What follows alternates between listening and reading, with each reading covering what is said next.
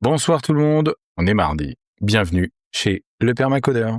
Donc j'ai déjà parlé de Ploé, puisque c'est de lui dont il va s'agir ce soir, mais son dernier article m'a intéressé, donc pour le coup, vous ne m'en voudrez pas. Ça permettra de, comme d'hab, de reparler de Ploé, parce que pourquoi on ferait pas ça? Pourquoi on parlerait pas de Ploé plus régulièrement? Alors ce soir, nous allons parler de l'épistémologie du logiciel. Je trouverais mieux en termes de titre pour la vidéo, mais je trouve ça intéressant parce que Ploé il adresse des fois des sujets qui ne sont pas forcément ultra techniques, avec un petit peu plus de recul, ce qui est exactement ce que je veux faire dans mes vidéos. Donc on va pouvoir discuter de ça. Épistémologie du logiciel. Epistemology of software. How do you know that your code works? Ça c'est super intéressant parce que ce soir on va parler bien évidemment de tests. In 2023, I gave a conference keynote titled Epistemology of Software, a recording of which is available on YouTube. J'ai pas vu la conf, donc à l'occasion. Avec les confs, c'est compliqué à regarder.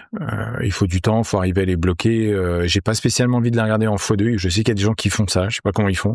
Déjà, moi, 1.25, j'ai tendance à plus rien comprendre. In it, I try to answer the question, how do we know that software works? The keynote was for a mixed audience with some technical, but also a big contingent of non-technical software people, qui est technique et moins technique. So I took a long detour around general epistemology, donc on va discuter de ça, and particularly the philosophy of science as it pertains to empirical science. While I recommend that you watch the recording for a broader perspective, I want to reiterate the point about software development here. Et c'est ce qu'on va regarder. Personally, I like prose better than video when it comes to succeed present and preserve idea. How do we know anything? Comment ça marche? In the philosophy of science, it's long been an established truth that we can't know anything with certainty. On ne peut pas être sûr de quoi que ce soit. We can only edge asymptotically closer to what we believe is the truth.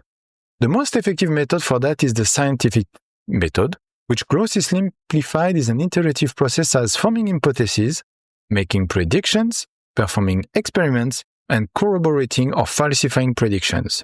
When experiments don't quite turn out as predicted, you may adjust your hypothesis accordingly. Ça, on va s'arrêter 2 secondes dessus parce que ça va être intéressant sur la suite de la démonstration, notamment sur tout ce qui touche au logiciel. On ne peut pas savoir la vérité. Ok, petit point de philosophie. Alors, il y a des philosophes bien plus talentueux que moi, bien plus compétents, me corrigeront, sachant que je n'ai eu que 11 au bac en philosophie. Alors, j'espère avoir quand même progressé un peu depuis. Mais en tout cas, on ne peut que se rapprocher de manière asymptotique vers la vérité. On peut pas la toucher.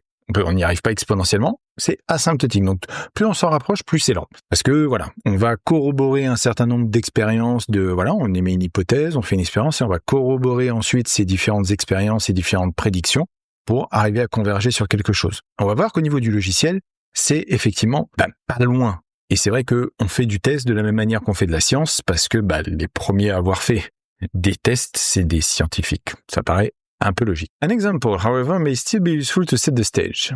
Consider Galilee's idea of dropping a small and big ball from the Leaning Tower of Pisa, la tour de Pise. The prediction is that 2 objects of different mass will hit the ground simultaneously, if dropped from the same height simultaneously. This experiment has been carried out multiple times, even in vacuum chambers. Even so, thousands of experiments do not constitute proof that 2 objects fall with the same acceleration. The experiments only make it exceedingly likely that it is so. On n'a pas la certitude que c'est tout le temps vrai.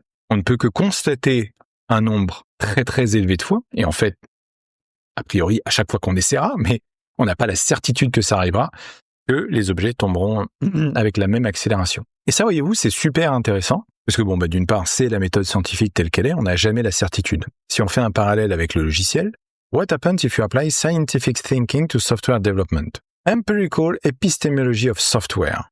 Put yourself in the shoes of a non-codic product owner, ok? Pas technique, pour un sou. He or she needs an application to solve a particular problem. How does he or she know when that goal has been reached? C'est exactement notre problème quand on veut essayer de déterminer la definition of done, on va dire, fonctionnelle. Je dis que je vais rajouter une fonctionnalité, quand est-ce que je sais que la fonctionnalité a été ajoutée? Ça nécessite déjà de savoir ce que c'est que la fonctionnalité, de détailler, etc. Ultimately, he or she can only do what scientists can do, form hypotheses, make predictions, and perform experiments. Sometimes product owners assign this job to other people, but pseudo-scientists, oui, font pas forcément tous les scientifiques, ok? Write software, on le teste, Shatter Illusion, write software, test, Shatter Illusion, et on boucle comme ça. Vous commencez à voir où on veut en venir avec ces 3 couleurs. Testing can mean ad hoc, or planned, automated, or manual, or cursory. But it's really the only way a product owner can determine whether or not the software works. Et encore une fois, on peut définir works comme étant est-ce que ça fait ce qu'on a dit. Moi, je sais que j'ai travaillé dans des environnements où les tests étaient assez poussés avec des frameworks de tests end-to-end qui n'étaient pas intégrés à la stack de base, donc des choses à côté, en l'occurrence du Robot Framework, mais j'en ai vu, maintenant ça se fait beaucoup avec du Playwright aussi, qui est un excellent outil. Enfin, tous ces outils-là sont assez excellents parce qu'ils ont leurs idiosyncrasies et puis ils essayent de résoudre un problème simple qui est on prend la solution dans sa globalité et puis on va tester en end-to-end, de bout en fin. Donc il faut une stack totalement déployée, quoi. Définir un cas de test, c'est super dur. C'est vraiment super dur. La question du whether or not the software works, c'est pour moi un problème non résolu. On est vraiment dans quelque chose d'extraordinairement complexe d'arriver à définir qu'est-ce que ça veut dire que fonctionne. Ça marche pas, le bon vieux truc. Alors, on le voit quand on fait, quand la box, ça marche pas, qu'on appelle, on dit, est-ce que vous avez bien rebooté la box, est-ce que vous avez fait ci, est-ce que vous avez fait ça, est-ce que vous avez utilisé le bon câble, etc. Est-ce que vous avez une coupure de courant? Voilà, la box marche pas, il y a pas de courant. Donc, forcément, ça risque de moins bien marcher. Vous voyez, ce genre de conneries. Mais quand on rentre dans la partie applicative, dans le logiciel, et qu'on dit, mais moi, je veux, truc bête, je veux que quand je remplis le formulaire, ça me crée un nouvel utilisateur. Par exemple, si je prends l'exemple de Zero to Prod, ça va le rajouter à la base de données pour des envois de newsletters, etc. Il y a plein de considérations. Et on l'a vu au fur et à mesure pendant les streams, c'est vraiment pas évident. C'est vraiment pas évident d'arriver à déterminer tout ça. Tout simplement parce que qu'est-ce que ça veut dire que on a créé un utilisateur? Qu'est-ce que ça veut dire que l'utilisateur est actif? Qu'est-ce que ça veut dire que l'utilisateur peut recevoir des émissions de newsletter, pour prendre cet exemple-là? Et quand on crée un ticket, un issue, ce que vous voulez, etc., et qu'on dit voilà, on va rajouter une feature. On va rajouter, là, par exemple, aujourd'hui, je me suis posé la question, je vais rajouter une couche de persistance dans un système. Base de données, quoi, tout bêtement. Ah, mais qu'est-ce que ça veut dire de rajouter une base de données? Ça veut dire qu'effectivement, il faut rajouter la base de données dans la stack, il faut rajouter la base de données dans la stack, dans le framework, dans la partie déploiement, etc., etc. C'est d'une complexité, en vrai, d'arriver à faire ça. Arriver à déterminer ça, c'est même un job, d'ailleurs, je pense que c'est là aussi toute l'importance du travail des gens qui font de la quality assurance, c'est d'alerter sur ce genre de choses. La page de login, elle ne fonctionne pas que quand tu as mis un bon login, un bon mot de passe, ou un bon login, un mauvais mot de passe, ce genre de choses. Il y a tout un tas de raisons pour lesquelles ça peut partir en saucisse. Ça veut dire quoi? Le logiciel fonctionne. When I started as a software developer, testing was often the purview of a dedicated testing department. The test manager would oversee the production of a test plan, which was a written document that manual testers were supposed to follow. Even so, this too is an empirical approach to software verification. Each test essentially implies a hypothesis. If we perform these steps, the application will behave in this particular observable manner. Et les meilleurs testeurs que j'ai vus s'arrangeaient avec le plan de test. Parce que des fois, il y a des trucs qui pétouillent un peu. Des fois, il y a des choses qui sont pas forcément très bien formulées. Parce que y compris au niveau des tests, il y a de la dette technique. Les meilleurs testeurs, c'est ceux qui avaient une connaissance intrinsèque très pointue de l'application et de son historique. C'est là où c'est extrêmement important d'avoir des gens qui sont là dans la durée, notamment au niveau du test, parce que un plan de test, c'est quelque chose qui évolue dans le temps. Et donc, la charge historique, j'ai envie de dire archéologique, qu'on a au niveau des plans de test, elle est extraordinaire. D'où l'importance et la valeur d'avoir de bons et de bonnes testeuses et un bon test plan. Mettez de l'argent là-dedans, bien évidemment. Et ne vous dites pas que vous allez pouvoir tout faire à Scode. Non. À un moment donné, il y a des complexités. Alors, vous pouvez mettre un certain nombre de choses à Scode, on essaie d'en mettre le plus possible. Mais c'est un 80-20. Il va y avoir les 20% de c'est compliqué, mais il les faut quand même. An application designed for human interaction, letting a real human tester interact with it may be the most realistic test scenario. But human testers are slow. They also tend to make mistakes. The 20th time they run through the same test scenario, they are likely to overlook details. C'est vrai. Donc ça, pour le coup, bien évidemment. Mais il y a effectivement une valeur. Je me rappellerai toujours, c'était mon premier chef, en l'occurrence, quand je produisais quelque chose. Et il avait fait du test pro avant d'être mon chef, d'être responsable des études. Et en fait, ce qu'il faisait, c'est qu'il prenait ce que j'avais fait, donc il y avait très souvent des formulaires, et il tapait n'importe quoi. Et il tapait n'importe quoi, il tapait entrée, il tapait n'importe quoi, etc. 5 fois sur 10, il se produisait un comportement que je n'avais pas prévu. Parce que ça faisait tab entrée très vite, parce que à un moment donné, À force d'insister, il y avait quelque chose qui se passait qui était inattendu. Bref, à chaque fois, il s'arrêtait, il me regardait, il rigolait et il fait « Allez, reprends ta blouse et repars de zéro ou donne-moi autre chose ». Et j'ai appris énormément avec quelqu'un comme ça. Que j'ai appris en fait à me méfier, bien évidemment, de tous les inputs utilisateurs. Pas seulement d'un point de vue de sécurité, mais d'un point de vue de UX et de UI. Et bien évidemment, à un moment donné, toutes ces méthodes, elles ont leurs limites, bien évidemment. If you want to perform faster and more reliable tests, you may wish to automate the test. You could, for example, write code that executes a test plan. C'est ce qu'on fait maintenant assez facilement. This, however, raises another problem. If tests are also code, how do we know that test contains no bugs? Ça me permet d'adresser un sujet assez récurrent qui déjà est un énorme problème dans le logiciel classique, j'ai envie de dire, mais qui devient encore plus pénible, oui, quand on rentre dans le code de test, c'est la volonté du dry, d'une manière générale, du don't repeat yourself, de cette obsession de créer des abstractions et les tests qui deviennent de plus en plus complexes parce qu'ils contiennent des abstractions pour de bonnes ou de mauvaises raisons. Des fois, on a besoin d'abstraire, je sais pas, un bout de code qu'on fait souvent, le login par exemple. Oui, ok, bon, effectivement, refaire à chaque fois, je me connecte, ah oui, ok, user, passe, entrée, etc. Si on le duplique à chaque plan de test, bien évidemment, c'est un peu couillon, quoi. Mais moi, je trouve que c'est pas forcément idiot de poser les choses et de se dire, est-ce qu'on a vraiment besoin de rentrer dans une complexité, ça s'appelle la complexité cyclomatique souvent, mais d'une manière générale, d'une complexité de code qui fait que les tests eux-mêmes ont besoin de tests. Who watches the watchman? C'est une vraie question. Donc maintenant, on va rentrer dans la méthode scientifique appliquée au logiciel. How about using the scientific method? Even more specifically, proceed by making incremental, falsifiable predictions about the code you write. Donc, des prédictions qui peuvent être soit vraies, soit fausses. Elles sont falsifiables. On peut les prouver comme étant fausses. For instance, writing a single automated test without accompanying production code. Before you run the test code, you make a prediction based on the implicit hypothesis formulated by the red-green refactor checklist. If this test runs, it will fail. This is a falsifiable prediction. While you expect the test to fail, it may succeed. For example, you have inadvertently written a tautological assertion. Et oui, ça arrive beaucoup plus souvent qu'on ne le pense. On est là, on se projette, on dit « Ah oui, je vais faire ça comme ça, donc je vais écrire le test comme ça, et puis je vais enchaîner, et puis je vais écrire le test. » Bien évidemment, on va parler de TDD. Mais ça m'arrive plus d'une fois d'écrire un test et de voir du coin de l'œil, parce que c'est en watch, tout ça, et de voir du coin de l'œil, attends, c'est resté vert. Ah oui, parce que, parce que je réutilise la même méthode qu'avant, etc. Donc j'ai pas encore commencé à modifier un code que j'ai dupliqué, vous voyez, ce genre de choses.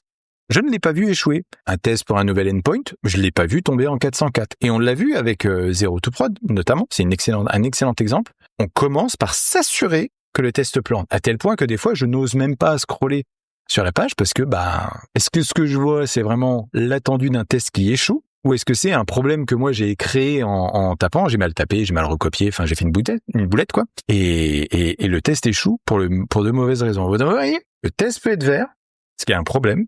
Le test peut être rouge pour de mauvaises raisons. Voilà. Et il peut être rouge aussi pour ce qu'on attend, à savoir, on n'a pas encore écrit le code qui va avec. In other words, if your prediction is falsified, you know that the test code is somehow wrong.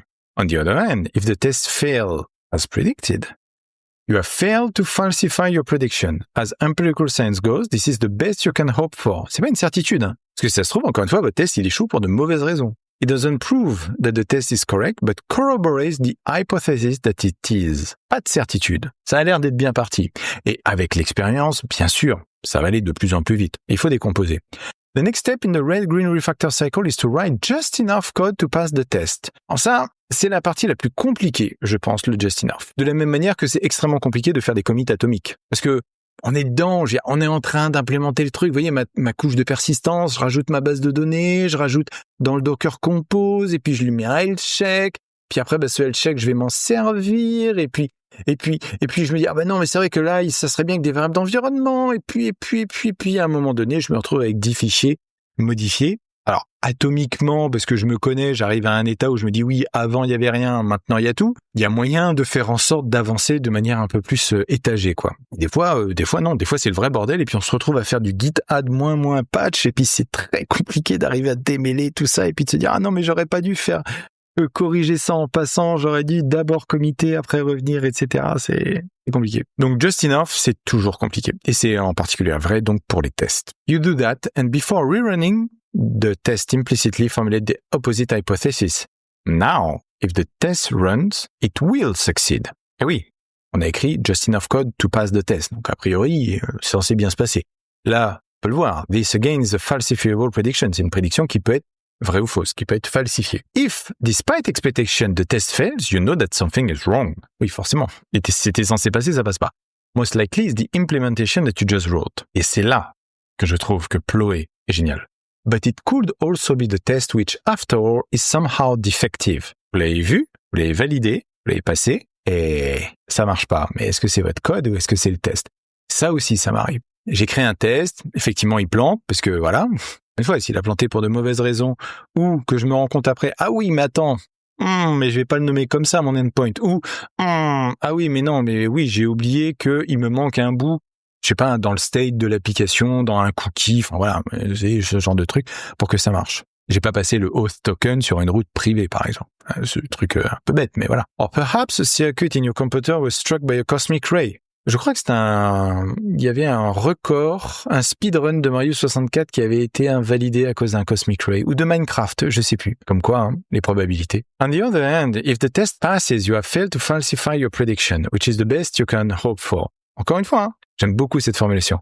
C'est le mieux que vous pouvez espérer. Ce ne sera pas la vérité. Vous n'avez pas écrit un code qui valide votre test. Vous avez émis une hypothèse et il se trouve que l'expérience que vous faites là, que vous pouvez reproduire autant de fois que vous pouvez exécuter le code, mais ça en l'occurrence c'est prédictif, la seule chose que vous pouvez espérer, c'est ça. Vous vous êtes rapproché de la cible, mais vous êtes peut-être pas à la cible. You now write a second test which comes with the implicit falsifiable prediction. If I run all tests this time, the new test will fail.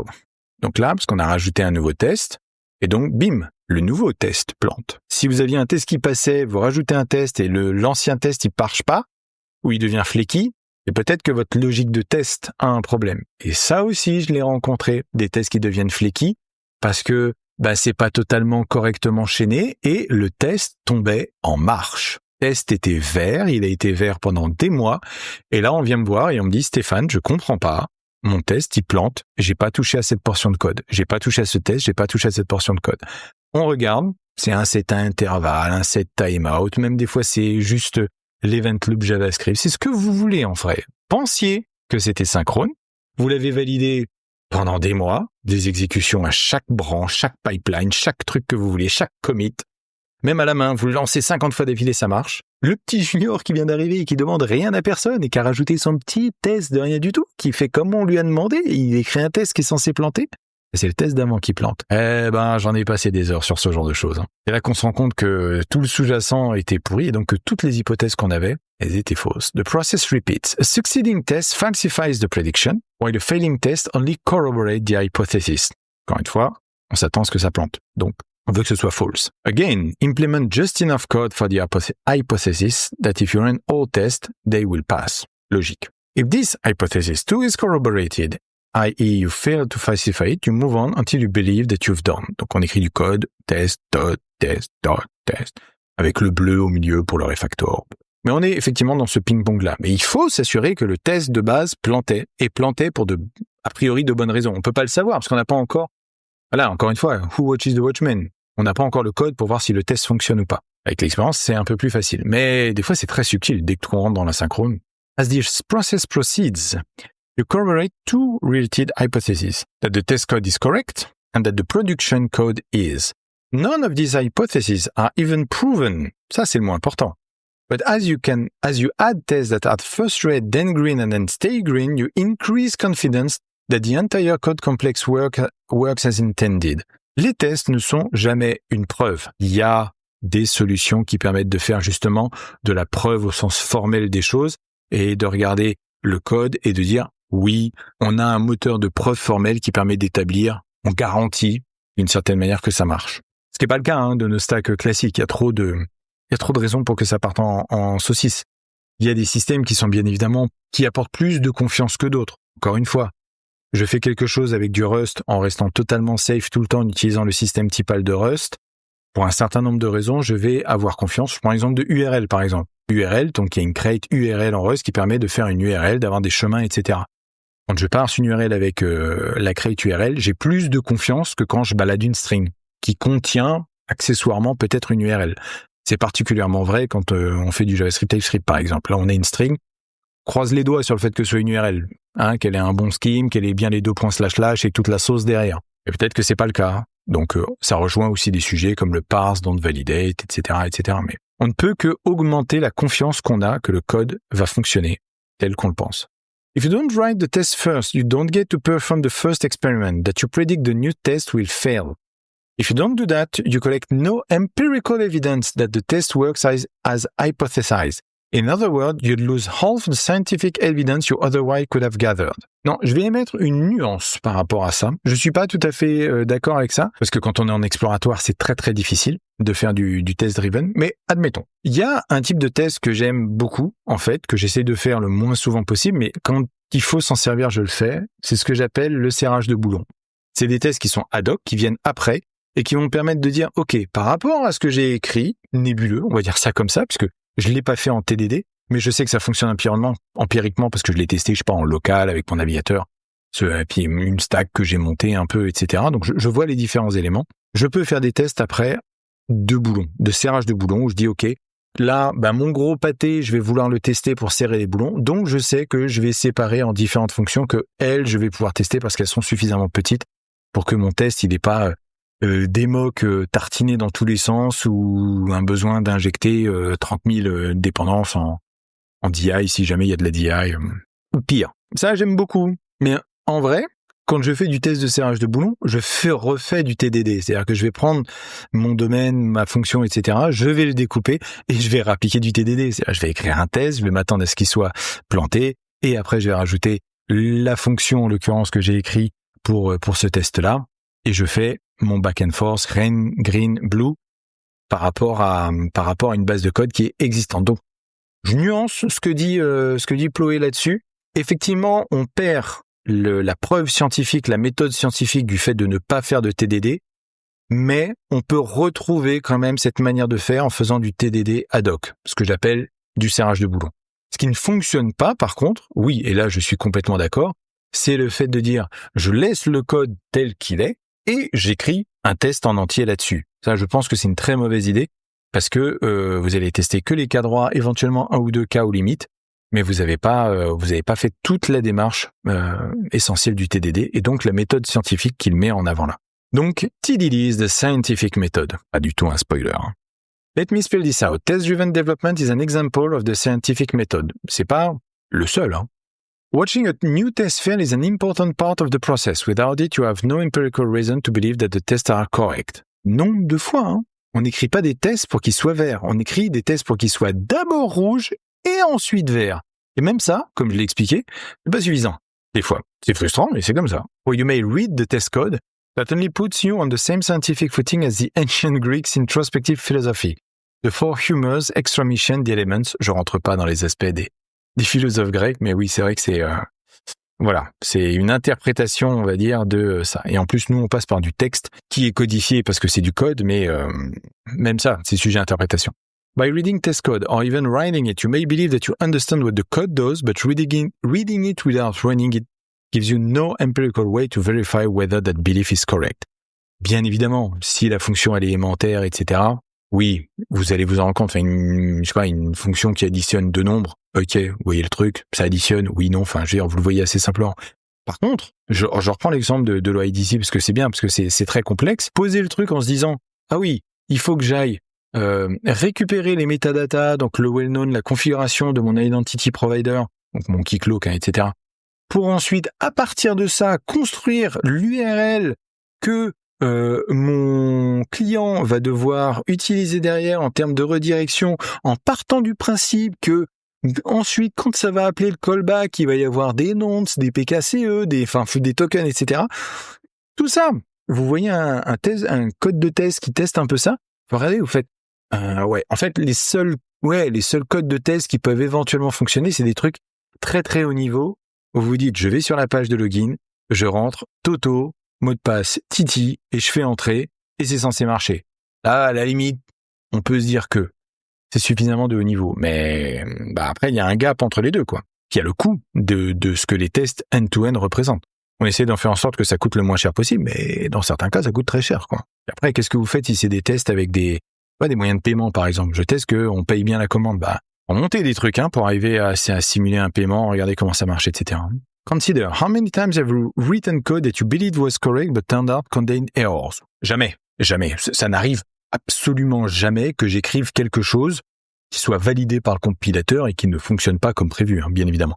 Ça n'arrive absolument jamais. Il y a encore des gens qui croient ça. Jusqu'à ce qu'ils fassent du Rust. Alors, if you write the test after the system and the test, system and the test, SUT, you can run the test to see it pass, but consider what you can only falsify in this case. Je disais, if the test passes, you have learned little. It may be that the test exercise is the SUT, de SUT, je veux dire SUT, but it may also be written a tautological assertion.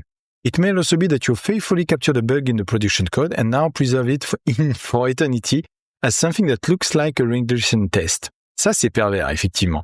Or perhaps the test doesn't even cover the code path that you believe it covers. C'est vrai, tout ça c'est vrai. Même quand on serre les boulons, on peut se retrouver d'accord avec soi-même. C'est l'expression que j'utilise quand on se retrouve dans ce genre de situation. Capture the bug in the production code, c'est possible. Après, se rappeler le fait que souvent des bugs deviennent des features. Donc la loi d'Irem, c'est ça, c'est que des fois en fait vous avez ce que vous considérez des bugs, en l'occurrence des comportements non prévus, qui deviennent des features parce que des utilisateurs se reposent sur ce bug. C'est un peu dommage. On peut dire que vous avez un test de régression gratuit, on va dire ça comme ça.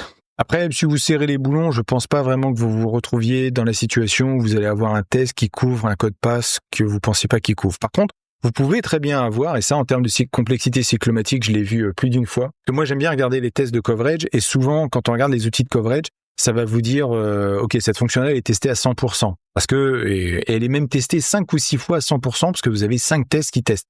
Mais quand vous regardez dans le détail, en fait, il va y avoir peut-être une partie, un if, un truc comme ça, qui va être beaucoup moins testé que les autres, parce qu'il n'y a qu'un seul test qui le fait, voire si jamais votre coverage n'est pas fait correctement, et ça m'est arrivé que des gens ne regardent que le coverage de ligne et pas le coverage de branche. Et par exemple, la ligne avait été couverte, mais une des branches n'avait pas été couverte parce que c'était un ternaire à la con et le else n'avait pas été utilisé. Ce genre de détails-là, mais bien évidemment, c'est dans ce genre de détails-là que ça plante. J'ai rarement vu un test de Happy Path qui plante, en fait. C'est très souvent des edge cases qu'on n'avait pas vu. Et les if, les else, les switch case default, les machins, les trucs qu'on n'a pas prévus, quoi. Et qui ne sont pas d'ailleurs, je le dis en passant, pas encodé dans le système typal. Quand vous avez un système typal qui ne repose pas sur des if, des guard clauses d'une manière générale, et qui est dans le système de type, vous dites, non, ça ne peut être que ça ou ça, typiquement les enums, là, forcément, vous n'avez pas le choix. Vous devez avoir traité tous les cas. Donc, il n'y a pas un petit else quelque part que vous n'avez pas géré parce que vous avez juste testé le if, quoi. Ce genre de choses. Conversely, if such a test that you believe to be correct fails, you're also in the dark. Was it test wrong after all, or does the system of the test have a defect? Ça, c'est parfaitement vrai. That is the reason that the process of writing characterization tests include a step where you write an assertion that you know will fail. Il faut insister là-dessus. Il faut le voir rouge. Et des fois, il faut même le voir plusieurs fois rouge. Et ça m'arrive même quand j'écris du code qui valide le test, d'aller changer un truc dans le test, de faire un peu un équivalent du mutation testing, de retourner une condition if et de la faire un if not, ce genre de choses, pour être sûr de le voir à nouveau échouer, pour que quand je le remets à l'endroit, je le vois à nouveau réussir, histoire de bien me rassurer. Il y a certaines parties de code comme ça où je me dis, je veux vraiment être sûr que ça fonctionne comme ça. Et donc je refais ma petite boucle de TDD sur place. I prefer a variation when I write what I believe is the correct assertion, but then temporarily sabotage the system of the test to fail the assertion. Ça aussi, ça peut être intéressant. The important part is to see the test fail, because the failure to satisfy a strong prediction is important empirical evidence. D'ailleurs, c'est 12 Parsec qui a fait une vidéo là sur 10 preuves qu'on peut opposer à un platiste pour prouver justement que la Terre est ronde. Il le dit lui aussi, vous pouvez très bien avoir pour un modèle donné 9 preuves qui fonctionnent et une qui fonctionne pas, c'est celle qui fonctionne pas qui compte et qui fout tout votre modèle en l'air. Votre modèle n'est pas bon si une seule des preuves, une seule des hypothèses que vous voulez valider est donc une des preuves qui est donc falsifiable, comme le dit Ploé. Vous voulez ça, parce que vous voulez que ça plante.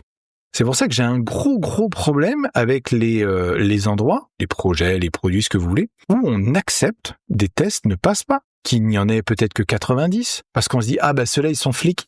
Je préfère supprimer les tests en question et partir du principe que on ne peut pas leur faire confiance. Le mot important, vous l'aurez vu dans l'article, c'est confiance. On ne peut pas leur faire confiance. Ils ne remplissent pas leur valeur de test. Ils ne remplissent pas leur valeur d'assertion qui va être soit vraie, soit fausse. Mais elle peut pas être vraie des fois et fausse parfois. C'est pas possible ça. De la même manière que si elles sont tout le temps fausses, c'est pas possible non plus. Et si quelqu'un veut à nouveau rajouter du code après pour valider ces tests-là, Git sert à ça. Je veux dire, on revient avec Git. Ah oui, ça c'est le code qui a été supprimé. Ne gardez pas des tests comme ça. Si le test ne remplit pas sa fonction, si vous n'avez pas 100% de passage à chaque fois, explosez les tests. C'est pour ça que j'aime beaucoup rajouter un test E2E à une étape donnée, au début ou à la fin, ça dépend le degré de confiance que j'ai dans le fait d'implémenter la feature. Je veux pouvoir me dire, j'ai fait mon taf, quoi. Quitte après à ajuster le scope et à dire, ok, j'ai fait mon taf sur cette partie-là, là-dessus je suis confiant, j'aurais dû faire ça, mais finalement j'ai fait que ça, mais ça, je peux le tester, je suis solide, ça va. Ça me donne effectivement beaucoup plus d'assurance sur la suite. Et donc, le petit bout que j'ai pas fait, je me dis, ok, ça c'est peut-être un autre ticket, ou je vais peut-être davantage travailler pour le rendre testable. Conclusion. How do we know that the software we develop works as intended? The answer lies in the much larger question, how do we know anything? Scientific thinking is effectively answers this by the scientific method. Form an hypothesis, make falsifiable prediction, perform experiments, adjust, repeat. Forme une hypothèse, fait une prédiction par rapport à cette hypothèse, on fait une expérience, on voit ce que ça donne, et on ajuste, et on recommence. Normal. Ça, c'est la méthode scientifique. C'est pour ça que c'est beaucoup plus compliqué, la méthode scientifique. C'est la loi de Brandolini, ça. C'est beaucoup plus difficile de prouver que la Terre est ronde que de prouver qu'elle est plate, en fait. Parce que prouver qu'elle est plate, il suffit juste de dire, je dis qu'elle est plate, et puis elle est plate, puis ouf, c'est bon, je vais avoir 30 000 likes là, sur mon réseau social préféré avec tous les gens qui vont aimer parce que ça conforte bien leurs idées, et c'est pas valable que pour le platisme, il y en a sur plein de sujets économiques, politiques, religieux même des fois, parce que ça pour le coup, la méthode scientifique, voilà. Et donc oui, non. La méthode scientifique, c'est le doute tout le temps. Tester, c'est douter. On forme une hypothèse, on fait une prédiction, on fait une expérience, on ajuste et on répète. On ne peut qu'augmenter notre niveau de confiance. On ne sera jamais sûr. Il y a des gens qui sont sûrs que la Terre est plate. Normalement, il y a très très peu de gens qui sont sûrs que la Terre, elle est ronde. Mais il y a beaucoup de gens, du moins j'espère, j'en fais partie, qui sont relativement convaincus du fait que la Terre est ronde. We can subject software to the same rigorous regimen that scientists do. Hypothesize that the software works in certain ways, under given condition, predict observable behavior, test, record outcomes, fix defects, and repeat. Test-driven development closely follow that process, so is a highly scientific methodology for developing software. It should be noted that science is hard, and so is TDD.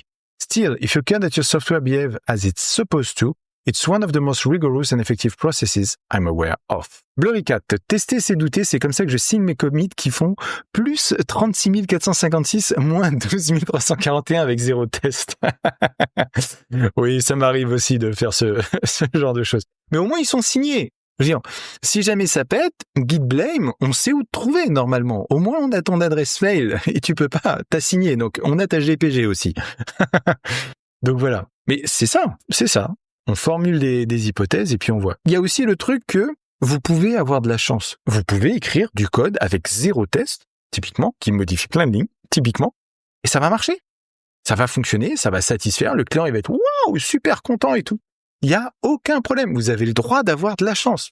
Le problème, c'est le jour où vous n'en avez pas. Parce que Mars est dans la constellation du Sagittaire et là, ça marche plus. Et donc, tout le truc qui tombait en marche en termes de tests avec des asyncs, etc., ou pire, avec des set timeout, ou des sleep 100 secondes, 100 millisecondes, qui font que ça fonctionnait, 100 millisecondes, c'est plus suffisant. Mettez quoi, 101, 102, 103, 104, 150, 200, 300. Ça commence à devenir compliqué. C'est là que ça commence à devenir compliqué. Ce qu'on veut, c'est ne pas avoir besoin de mettre un slip 100 millisecondes. On n'est pas slip, on est caleçon. On veut que ce soit correctement chaîné, tout ça. J'exécute ma requête, j'ai ma future, je résous ma promesse, et après, je fais des trucs. Et ça, c'est censé fonctionner. Et j'ai eu des cas, notamment, je reviendrai dessus, puisque je vais retourner sur le projet dans pas longtemps. Un projet qui est build in public, donc je pourrais en parler. Un sujet où, notamment avec des tests playwright en E2E, le test passait, puis c'est mieux à plus passer. Parce que, à un moment donné, le loader, il s'était pas lancé, la partie asynchrone s'est pas faite, le document, le DOM, il s'est stabilisé d'une manière qui fait que, playwright n'avait plus son assertion. Ça, c'est horrible. Un test E2E qui est flaky, c'est infernal. Voilà. Donc voilà, merci à vous. Si ça vous a plu ce genre de commentaires, n'hésitez pas bien évidemment à vous abonner à la chaîne YouTube. N'hésitez pas non plus à venir jeter un coup d'œil du côté de Twitch sur la chaîne Permacodeur. Vous avez tous les liens en dessous normalement. Voilà, pour suivre ce genre de commentaires en direct, je stream de 2 à 3 fois par semaine de 20h à 22h pour faire ce genre de choses. Et n'hésitez pas, comme ça vous pouvez réagir en direct, c'est plutôt cool. Et sachez maintenant que il y a le podcast du Permacodeur qui normalement est disponible sur toutes les plateformes, les Apple Podcasts, Deezer, Spotify, etc. où vous retrouverez la version audio de ces commentaires de texte-là. Et si vraiment vous voulez aider la chaîne, je mets tous les liens de toute façon, mais il y a un Patreon, il y a un Tipeee, il y a largement de quoi faire là-dessus. Voilà. Merci à vous.